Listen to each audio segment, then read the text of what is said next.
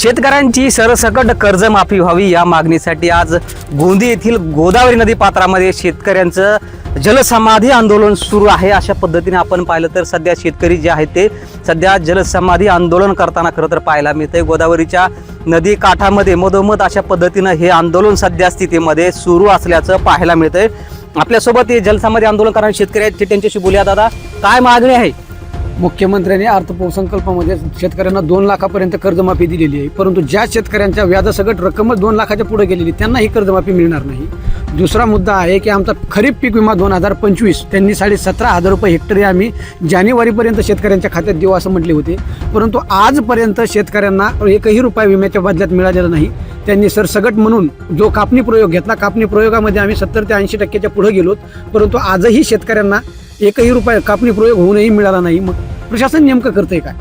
मुख्यमंत्री घोषणा करतात। मुख्यमंत्र्यांनी एका व्हिडिओ बाईटमध्येही सांगितलं होतं की आम्ही 16,500 कोटी रुपये शेतकऱ्यांना मदत दिली, तर ती मदत नेमकी शेतकऱ्यांना दिली का संबंधित दुसऱ्या कुठल्या वितरण कंपन्यांना दिली? शेतकऱ्यांना कुठल्याही प्रकारची मदत मिळालेली नाही। 2025 जी अतिवृष्टी झाली त्या अतिवृष्टीच्या अनुषंगाने त्यांनी खरडून गेलेल्या जमिनीसाठी एक वेगळं बजेट सादर केलं होतं।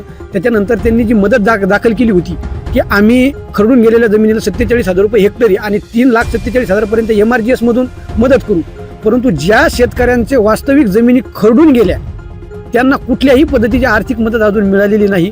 त्याच पद्धतीनं खरीप पीक विमा 2025 जो आहे त्यामध्येही त्यांनी कुठल्याही पद्धतीनं शेतकऱ्यांना लाभ दिलेला नाही। या मागणीसाठी आज आम्ही जलसमाधी आंदोलन करतोय। जोपर्यंत आमच्या मागण्या मान्य होणार नाहीत तोपर्यंत आम्ही हे आंदोलन स्थगित करणार नाहीत। भलेही आमचा प्राण जरी गेला तरी आम्ही पाण्याच्या बाहेर निघणार नाहीत। आज आपण पाहत असताना की या पाण्यामध्ये पूर्ण केमिकल आहे, हे आमच्या शरीराला पूर्ण घातक आहे, परंतु ज्या पद्धतीनं आम्ही आज नैसर्गिक संकटासमोर जातो, आमचे कुटुंब उघड्यावर येतात, त्या महाराष्ट्रातल्या सर्व शेतकऱ्यांच्या वतीनं आम्ही आमच्या प्राणाची बाजी लावायला तयार आहोत। अगदीच आपण पाहिलं तर अनेक वर्षापासूनचा हा प्रश्न प्रलंबित असल्याचं पाहायला मिळतंय। काही शेतकरी आज आणखीन आहेत। दादा, आंदोलन करताय सध्या, काय मागणी आहे तुमची? मागणी काय, आता सरकारने ज्या टायमाला विधानसभेची निवडणूक होती त्या टायमाला सांगितलं की तुमचं कर्ज माफ करू। आता पाठीमागं अधिवेशन झालं मुंबईमध्ये, त्यावेळेस मात्र त्यांनी काय केलं की 2 लाख रुपयाचं कर्ज माफ केले। आता मुळामध्ये एखाद्या शेतकऱ्याकडे समजा माझ्याकडंच 4 लाख रुपये कर्ज आहे मुद्दल, आणि आता ते कर्ज झालेले 8 लाख रुपये, आणि ते माफी किती द्यायला लागलेत? 2 लाखाची। म्हणजे काय मी 6 लाख रुपये किडनी ऐकून भरू काय? आणि मग मला लाफीचा 2 लाख रुपयाचा लाभ मिळणार आहे? अरे लाभ तुम्हाला जर कर्जमाफीच करायची, आमचं इतके GST घ्यायला लागले तुम्ही, खता औषधात GST आहे, त्या बियाण्यात GST घ्यायला लागले। मग आम्हाला कमीत कमी तुम्ही जे मुद्दल घेतलंय का, तर मुद्दल तर तुम्ही द्या, पण त्याच्या दुप्पट तुम्हाला जर देता येत असतील, त्या GST जशी वसूल केली त्या GSTचा पैसा आणा ना आम्हाला, आणि द्या आमची सगळ्या शेतकऱ्यांची कर्जमाफी करून एकदा। तुम्हाला लयच हवस आली कर्जमाफी करायची, आम्ही थोडी म्हणलो होतो तुम्हाला कर्जमाफी द्या, आणि तुम्ही दिली किती? 2 लाख रुपयाची। आता जर तुम्हाला खरंच द्यायची असेल ना तर महाराष्ट्रातल्या सगळ्या शेतकऱ्याला एकदा संपूर्ण कर्जमाफी द्या। दुसरी आमची मागणी की मागच्या वर्षी इतका प्रचंड पाऊस पडलाय, पावसानं होतं नव्हतं आमचं सगळं पीक वाहून गेलेलं आहे, आणि हे सगळ्याला माहिती आहे। याने काय डवरे केले नाहीत का? केंद्राचे पथक आले, राज्याचे पथक आले, सगळ्याचे पथक आले, आणि मग यायला सगळं संकटात असताना शेतकरी यांनी आम्हाला सांगितलं की तुम्हाला इतकं अनुदान देऊ।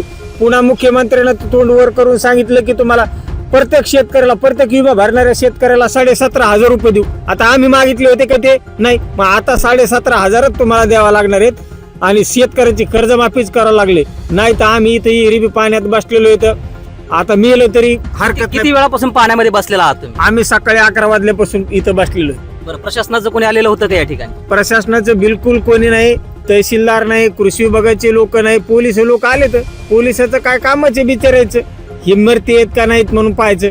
यापुढची काय भूमिका असणार आहे? आता खूप वेळ झाला तुम्ही बसलेला आहात। भूमिका म्हणजे जर हे सरकारचे कोणी प्रतिनिधी इथं येणार नाहीत तर आम्ही मात्र उठणार नाहीत, हे पण आम्ही या ठिकाणी तुम्हाला खरं सांगायचं म्हणजे सांगतो। हे जर येत नाही तर आम्ही कशाला उठायचे? हो द्या, काय व्हायचं आमच्या जीवाचं तर काय होणार आहे? 2-4 जण मेले म्हणून यायला तीच जर अपेक्षा असेल 2-4 जणांना मारावं म्हणून, तर आम्ही मरतोच ना। मग याची सगळी जिम्मेदारी कोणाची असेल? तर शासनाची असेल। मग खुद महाराष्ट्रातले लोक यायच्या बोकाडीवर बसतील तेव्हा यायला समजेल, तर रक्त यायला काही समजत नाही। अगदीच आपण पाहिलं तर सरसकट कर्जमाफी व्हावी या मागणीसाठी गेल्या 11 वाजल्यापासून खरं तर हे आंदोलन पाण्यामध्ये सुरू आहे। पाण्याच्या अगदी मधोमध खरं तर हे आंदोलन सुरू असल्याचं पाहायला मिळते. जोपर्यंत प्रशासनाचे कोणी अधिकारी या ठिकाणी येत नाहीत तोपर्यंत आम्ही हे आंदोलन मागे घेणार नाहीत असा पवित्र आता आंदोलनकर्त्यांनी घेतल्याचं पाहायला मिळत आहे. अजय गाडे, LS मराठी, गोंदी, जालना.